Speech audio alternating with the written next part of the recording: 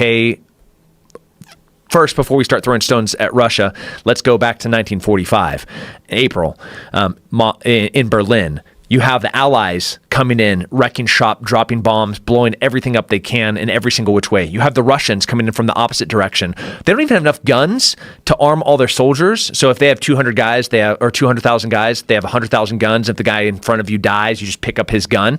That's what's happening in April of 1945 in Berlin. So the noose is tightening. There is it is chaos, anarchy, pandemonium. This is hell on earth, is Berlin, 1945. Oh, he's unique. What is Finding Hitler all about? This is a show that you're on, and it's on A&E? Is that what it's on? Yeah, A&E is the parent network. It airs on History Channel, and we just had our third season that just finished airing. What's the thought process behind this? Is it legit? Because a lot of people are like, Finding Hitler, get the fuck out of here. Yeah. They found Hitler, he died.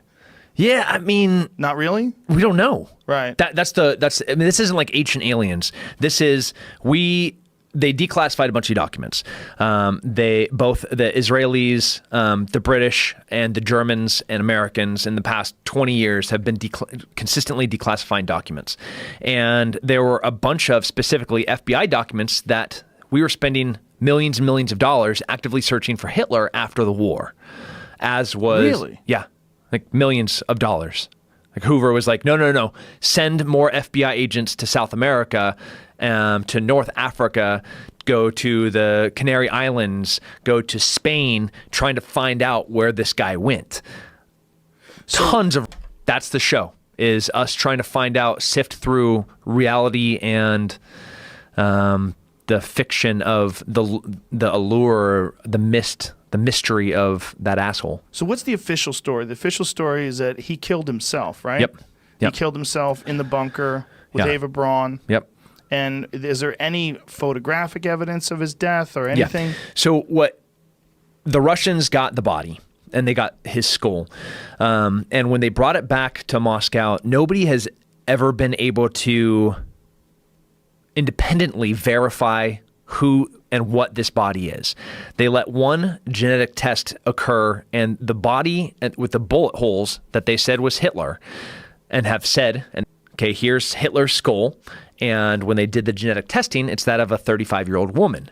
So they're like, oh, well, this isn't Hitler, but they've said for the past 80 years that this is Hitler. So, okay, first, before we start throwing stones at Russia, let's go back to 1945, April, in Berlin. You have the Allies coming in, wrecking shop, dropping bombs, blowing everything up they can in every single which way. You have the Russians coming in from the opposite direction. They don't even have enough guns to arm all their soldiers. So if they have 200 guys, or 200,000 guys, they have 100,000 guns. If the guy in front of you dies, you just pick up his gun.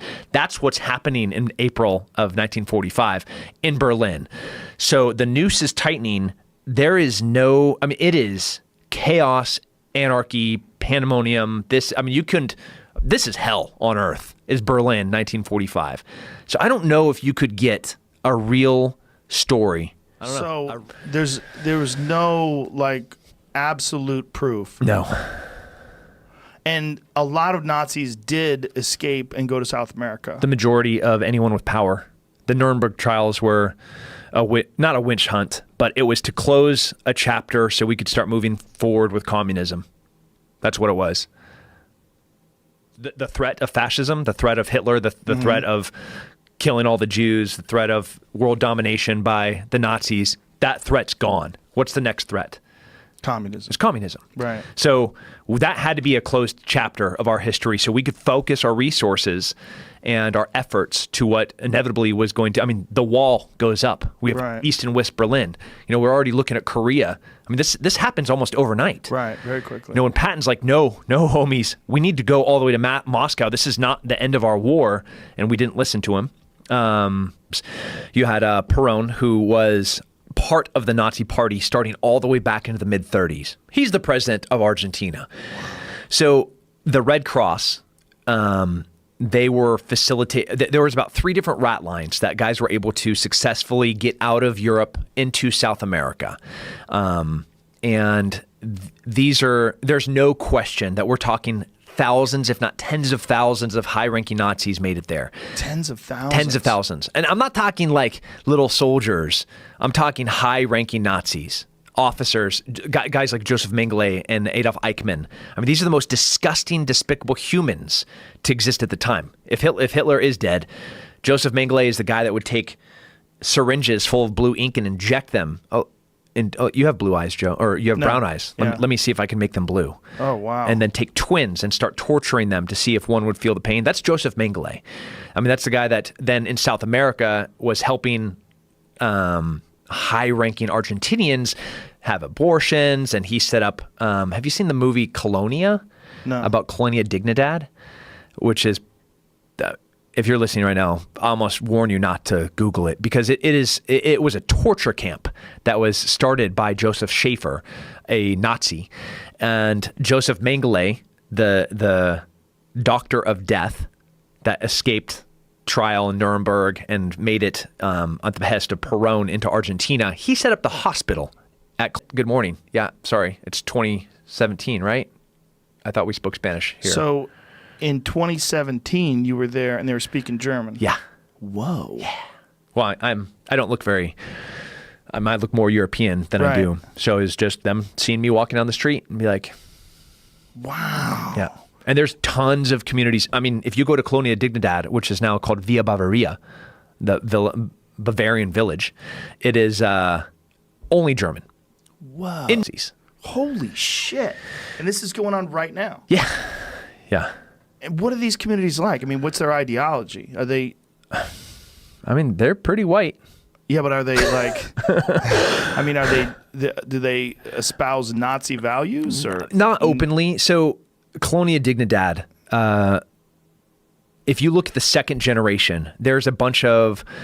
So it was a huge problem for Chile that they tried to hide for years. And they got so much power from the torturing that they did at Colonia Dignidad on a whole bunch of other high-ranking South American dictators that they are almost untouchable. And this is, I mean, you'd blow your mind if you look into this, Joe. You'd love it.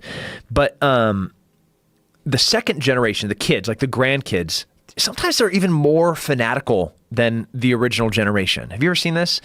Where like if somebody's away from, like when you travel abroad, man, it's so cool to get into the culture and get into the food and get into the, like you're dancing this style and you love the flag and you're like, oh, I'm gonna go to a soccer game because we don't go to soccer games in America, and then I'm gonna go. But then maybe after like 2 months, you kind of miss home, and then like a year, like you really miss home. And then 10 years, like you really, really miss home. And you see the same thing in the United States where it's not really a perfect assimilation. It's not the melting pot where you see generations that are espousing to be more second generations I was talking about. Some of them came to the United States and were high-ranking white supremacists that are now in jail, in prison for their racial crimes. And they came out of South America. They came out of Colonia Dignidad. They came out of Bariloche. They came out of Holy shit. Cordoba. They came out of Misiones. They came out of, yeah. Wow. And how many German communities and how big are they? Yeah, we maybe have 50 German communities. 50? How many people, if you had to guess? A few 100,000. Holy shit. A few 100,000 descendants of Nazis. Yeah. Wow. Yeah. And man, it's weird when you walk into somebody's parlor and putting their grandfather's memory box, and inside of it are his war medals from, when he was in the SS or when he was, and it is the respect, I don't even know the reverence. Right. Yeah. I mean, it's like it's like this is a gift from the Pope that they're holding in their hands. White gloves. No, for the Buenos Aires News. You can't touch anything. No, they wouldn't. No, because you're dirty. I'm dirty. Dirty American. Look at this. You're too brown. Yeah. Fuck, man. So we followed the first 2 seasons. It was really just unraveling the rumors of what happened to Hitler. The third season was my favorite because I actually got to do real work. They said, okay, the second season, I got to bring in more special forces guys, a CIA targeter, Nadia, who helped my unit kill Zarqawi in 2006. This is the team that is now looking at real evidence, trying to figure out, okay, how did we find bin Laden? How did we find Zarqawi? We looked at their associates and we looked at how they moved. We looked at how they communicated. We looked at what routes they were using to get to and from places. And then we just started tightening the noose. And that's exactly what we did in this third season was, okay, let's start following the Adolf Eichmanns. Let's start following the Joseph Mengeles. And let's start following the Skorzynskis. Hitler's personal bodyguard that was a colonel in the SS that went on to work for everybody after the war fighting. I mean, fascists do not like communists. So this guy was working for everybody to include the CIA fighting fascism in South America or fighting communism as a fascist in South America in the 50s, 60s, and 70s. Whoa. Creepy stuff. Whoa. Eyewitness accounts of Hitler in South America are potentially legitimate. Absolutely, potentially. Whoa. Yep. Eyewitness accounts. I saw him get off a boat. I saw him meet here. And if it was just some person saying it, it's almost meaningless. Right. But if you look at the context of who this person is, the wealth that they have that they shouldn't have, like, can you explain how you got so rich in 2 generations? You know, like, okay, your grandpa got here from Germany in 1946. That's weird. And he's on a legitimate visa with an Argentinian passport. Also weird. And now he's a war refugee that's now worth millions of dollars. How does this work? But people and then land on this beach. And the hatch opened, and these cars were sitting there, and they were doing Morse code. And this guy gets off, and he had this little mustache. You're like, well, but U-boats can't beach. That's not how that works, right? But you know what they're trying to do. They just want to be connected. Yeah. So, and now we're removed 70 to 80 years from the facts. It has been painful to try to use real science, real investigative tools to try to sift through this lore, What do you think happened? I mean, you've been studying this for how long now? 3 years. 3 years. Yeah. If you had a guess, if you had like $1 million, you got to put it on one side or another. Did he go there? Yeah. Whoa. Jesus Christ. I would say, man, that's the first time I've ever said it flat out like that. What I want to say is the way history is written is wrong. That's clear. There's no way that we can say he died on this day. This is what happened. Here is his body, and that's what the physical proof is for sure. The woman that head that they were saying was Hitler is definitely not Hitler. It was absolutely not. That's a fact. So they don't have Hitler's body. So then our other option was, okay, is it Eva Brahms? Did they just grab the wrong burnt body, right? So there are still descendants of Eva, and we tried to have them allow us to do it. Then we tried to go through like, and they can get DNA off of the skull? Yeah. There's meat on it? No, it's like a tooth. Yeah. Okay. And, but they wouldn't consent to it. So then we tried to do, like where people have like the tree, their ethnic tree. Yeah. What is those websites called? 23andMe? Yeah. There's like a bunch of them. Right. We tried to go that route, but they wouldn't consent to it. No. The Eva Braun's family. No. They just want it gone. They just don't want to. Yeah. They're super pissed that we even found them. I'm sure. Which was really hard. Just hold them down, get them to spit in a bucket. Yeah. Black and white like that. And fuck, man. And again, if you go back to 1945, we needed scientists. We needed every single German electrical engineer, mechanical engineer, aerospace, anything.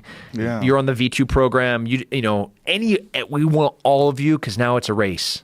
It's a race. We have the bomb.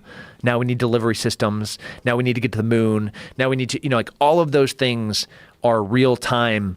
It's a war of dollars and a war of science. And we got all those scientists. Yeah. The Russians didn't. Well, they got some. Not very many. Operation Paperclip was what brought over what Werner von Braun, who was when you talk to Jews that were in Berlin during the time that Wernher von Braun was running his rocket program there, he would hang the 5 slowest Jews in front of the rocket factory in Berlin just to give everybody motivation to work harder. Yeah. The Simon Wiesenthal Center said that if Wernher von Braun was alive today, they would prosecute him for crimes against humanity. Yeah. He was a Nazi, killed Jews. Like these are all undeniable facts. Except the war ends and they're not Nazis Right, anymore. That's not how that works. Exactly, but they were forgiven because they came over and contributed to our rocket program. I'm not that good of a human. I don't have that in me.